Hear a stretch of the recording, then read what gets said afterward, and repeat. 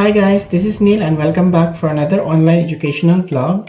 So ang video na ito is chapter 4 of the discussion on how to succeed as an online learner, focusing on effective online study habits.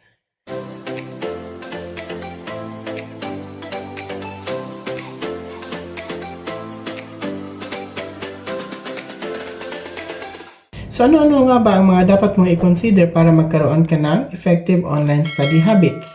So bago natin i-discuss ang mga consideration na points, ay i-define muna natin or describe natin ang online learning sa chapter na ito.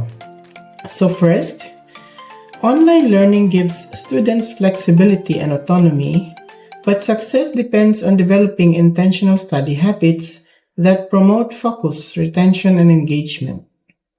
Yes, kasi being flexible kasi minsan nagagawa naman yan or most of the time nagagawa yan. Ang problema kasi one might be flexible but not willing. Ganon din sa autonomy. One might be having that autonomy or self-decision kahit walang nag-influence. Kaya lang, dahil minsan nawawala ng motivation at yung tamang pagpo-program ng mga activities, nawawala din yan sa line or sa way kung paano niya gawin. Kasi sinasabi nga doon, kahit may flexibility or autonomy ka pa sa iyong sarili, depende pa rin doon ang magiging success mo. Kasi nga, question is that intentionally, para doon ba yung ginagawa mo? Para ba sa purpose na yun? Para ba mag-succeed ka talaga? Or gusto mo mag-focus talaga doon sa iyong pag-aaral? Or gusto mo na mag-reflect yun sa later on na achievements mo? Or gusto mo ba ng retention of knowledge and abilities, kung paano mo siya i-retain over the time, or gaano ka ba ka-engage na matuto or gawin yung isang bagay na related doon sa online study na gagawin mo. Meron pang isa. Ang sinasabi dito is, effective study habits are not innate. They are systems of consistency, reflection, and self-discipline. Yes, kasi ang innate na sinasabi is, hindi lahat ng talent ng abilities, ng skills ay inborn or meron ka na nung pagkapanganak mo at in-apply mo na lang pag tanda mo. So, hindi ganun kasi yung mga yon.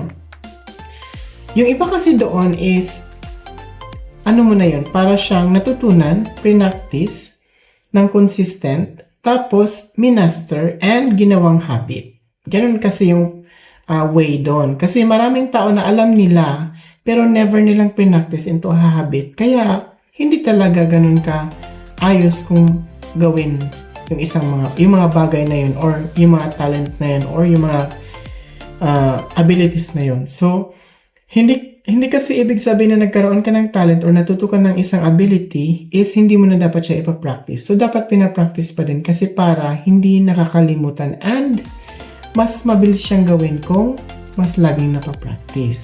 Plus, ang magre-relate kasi dyan, kung wala ka kasing self-discipline sa mga ganyang bagay, kung paano siya i-practice yung mga skills and abilities mo, kailangan talaga yun. Kasi, bakit? Self-discipline, pwede mo siyang sabihin na, magaling ka na sa ganyan, pero tinigilan mo na siyang i-practice dahil inisip mo sa sarili mo, hindi mo na kailangan gawin yan kasi kahit na pumikit ka pa, alam na alam mong gagawin yan. Hindi kasi reason yun para itigil mo ang practice. So, kahit ako kasi, kahit alam ko na isang bagay, pinapractice ko pa din. Bakit? Kasi, hindi naiiwasan na makakalimutan mo yung isang step or kahit nakalahati lang ng isang step or kahit part ng isang step. Kasi normal, tao ka eh. Ako, tao din ako. So, kung natutuwa ko ng isang bagay na master ko yan, tinutuloy-tuloy ko yan kasi para kahit yung pinakamaliit na step, hindi ko makalimutan. Or kung magkamali man ako, very, very minimal lang. So, yun yung point dyan. So, dito na tayo sa mga considerations kung ano yung mga dapat mong gawin para mag-succeed ka sa iyong online learning journey at para magkaroon ka ng effective online study habits. Una is strategies for active learning online. So, ano ba ang active learning? I-define natin yan ng just a brief definition on this subject. So, active learning means engaging with the material, not just exposing yourself to it. In virtual settings, students must take deliberate steps to make learning dynamic and meaningful. Yes, ang exposure kasi nasasabi, hindi ka lang nagbasa, nagsulat, or nakinig.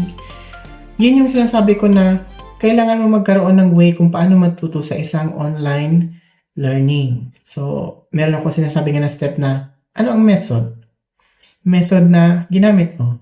Reading, writing, listening. So, yun yung mga yun.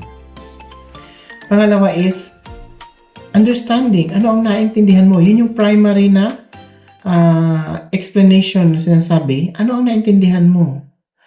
Next is application. So, i-apply mo ngayon yan kung ano ang naintindihan mo. Naintindihan mo ba ng tama? Naintindihan mo ng mali? Or mayroon bang pagkakamali yung nag-explain sa iyo?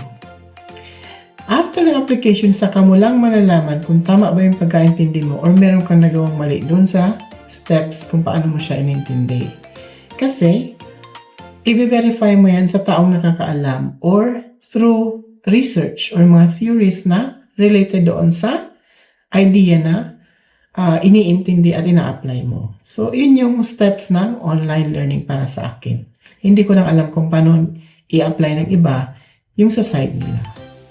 So, ano ba yung mga practical strategies na pwede mong gawin dito sa active learning online? So, ito yung una.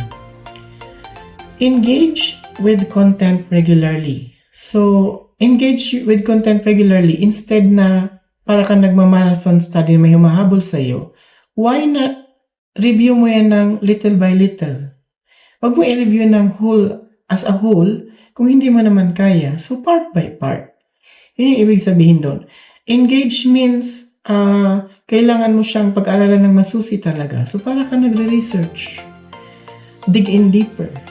Kasi, hindi lang kasi yun ang magiging base na natuto ka, kundi kung inayos mo kasi yan ng pag-iintindi and yung tinignan mo talaga kung ano yung mas deeper na pwede mo pang matutunan sa isang discussion, much more effective na matututo ka ng online learning. Next is ask questions. Yes, kasi kailangan mo talagang tanong. Kasi ang hindi nagtatanong kasi or hindi nagbe-verify means hindi mo alam kung naiintindihan niya or hindi.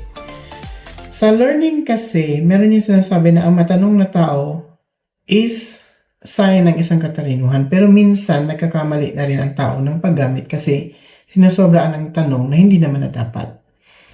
So, para sa akin na, ang pagtatanong means being more aware. So, being more curious. Yun ay kung sa setup na hindi mo talaga alam. Pero kung alam mo naman tanong ka ng tanong, so ibang usapan na yun. So, yun yung sinasabi na it depends on the use.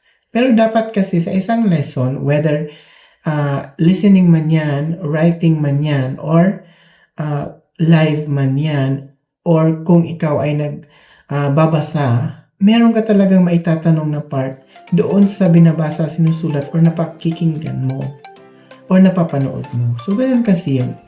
Yun ang ibig sabihin na very curious ka sa pinag-aaralan mo. Next is apply what you learn. So, yun yung sinasabi na i-apply mo kung anong naintindihan mo, kung ano yung natututunan mo. Kasi para malaman mo kung tama ba yan or mali.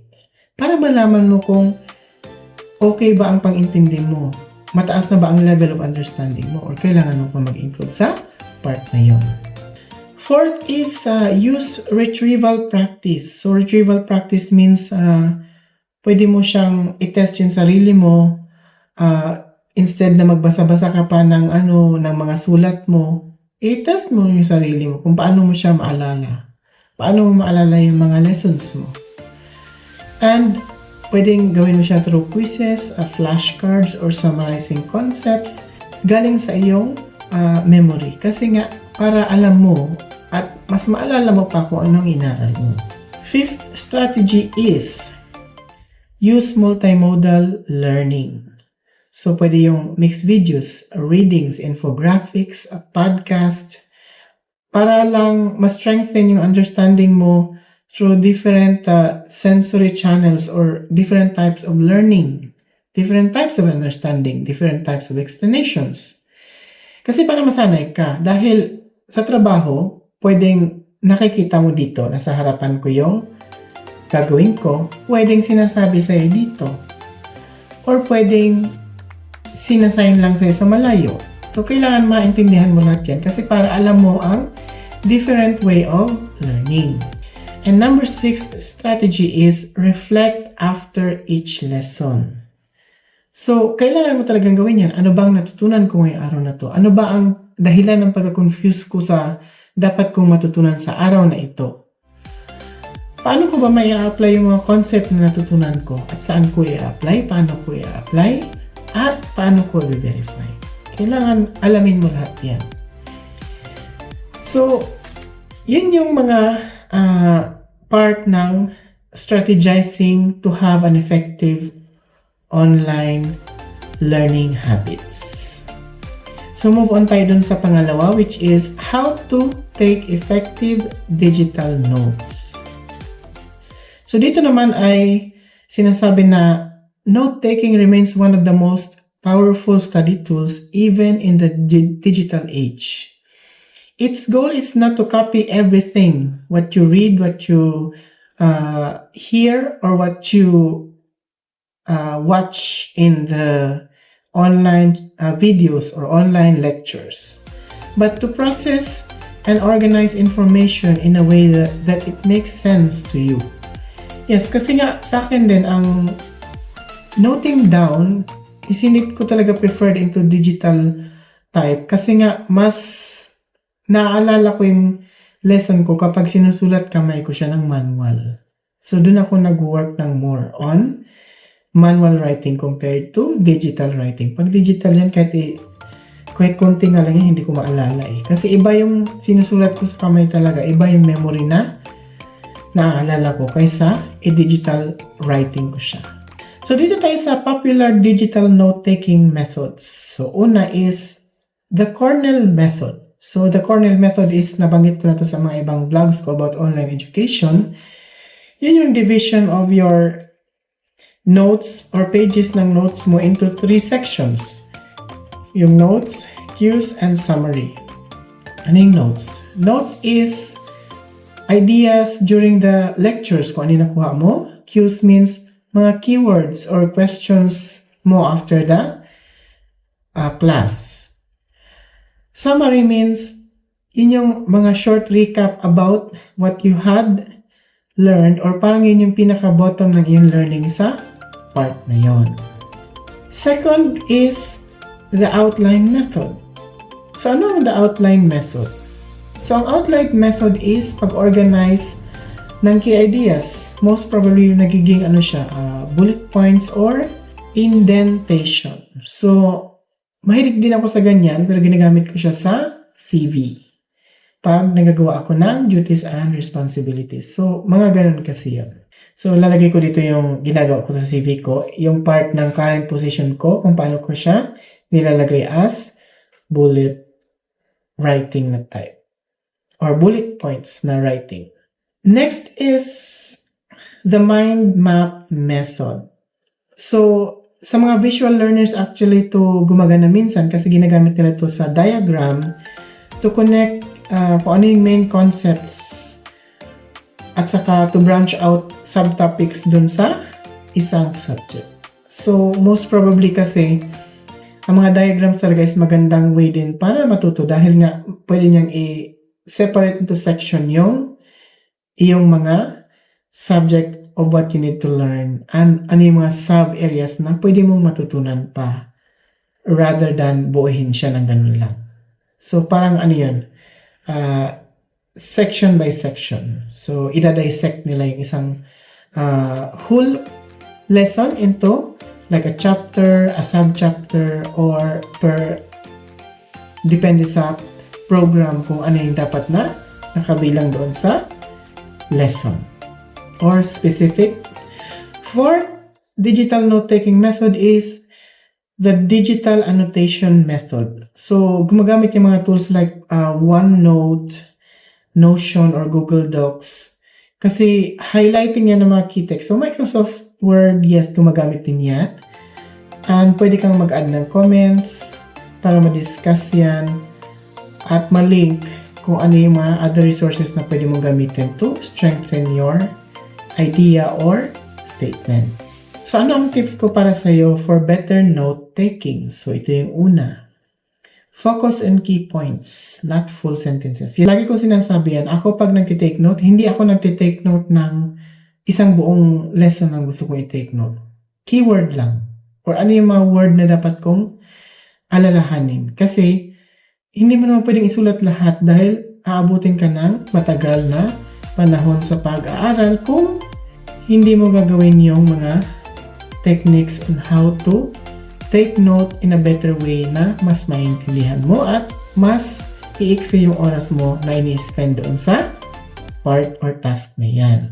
Pangalawa is use color coding. Yes, minsan ako nag-color coding ako. Sa notes ko kasi yung ibang notes ko may red ang title, mayroong black, and mayroong blue. Kasi bakit? Para mas madali ko siyang makita. So yun yung purpose niyan.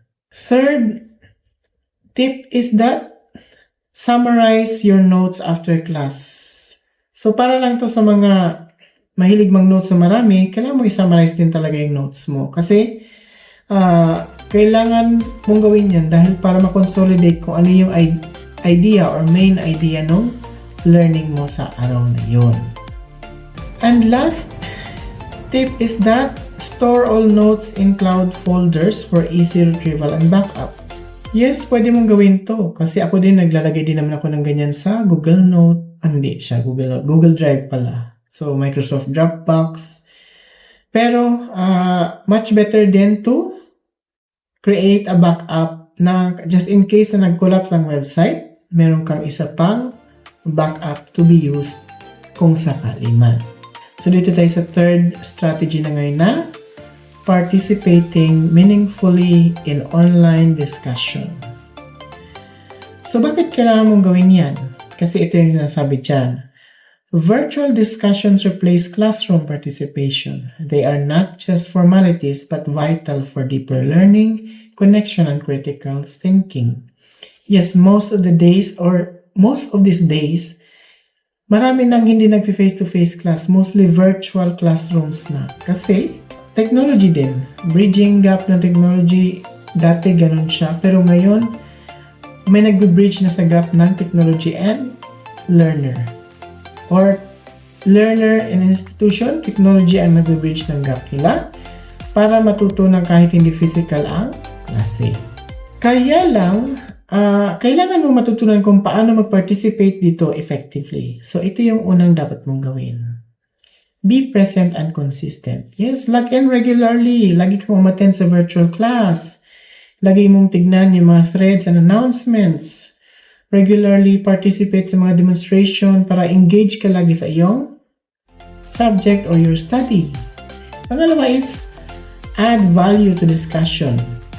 Pwede mong sabihin na, yes, I agree with the idea and I can add that this one like this, na ganito yon para maging stronger ang sentence or statement. Pwede mong gawin yon. Pwede mong good point yan, pwede nating i-practice, pwede nating i-apply, pwede nating i-verify para mas solidify ang idea. Kailangan mo mag-contribute ng mga examples. Pwede kang ask question, pwede kang mag-clarify, pwede kang mag-share ng real-life experience kasi ganun din naman ako. Ganun ang ginagawa ko. So, kailangan mong gawin yan kasi para nag-share ka ng learning at the same time, natututo din yung mga co-learner mo galing sa iyo. So, third is read before you post. Always yan. So, ilalagay natin ng example is social media. So, bago ka mag-post ng kahit na ano, masakit man yan, masaya man yan, still, or a statement man yan, always think pa rin kung sino magiging affected dyan. Kasi maraming taong post lang ng post, wala silang pakialam kung sino ang maapektuhan. Huwag sana tayo maging manhid sa mga ganun. Maraming tao na tawag dito, yung sige na lang ng panlalait pero kahit naman sila ay mukhang kalait-lait. So, mga ganun ba? Consider natin yung surroundings. And consider natin yung conduct natin as a good person na kiniklaim natin.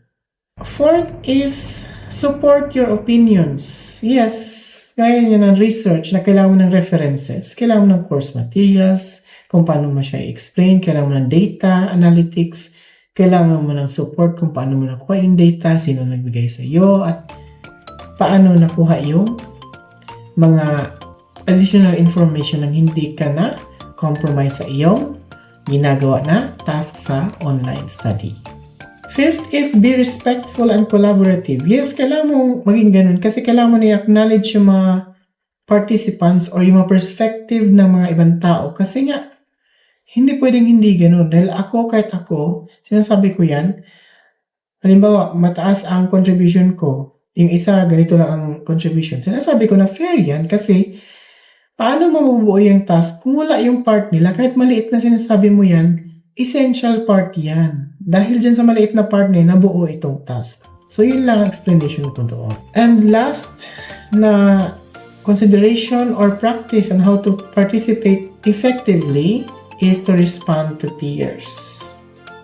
Kasi, interaction in whether face-to-face man yan or online class should not be in one way. Dapat many ways.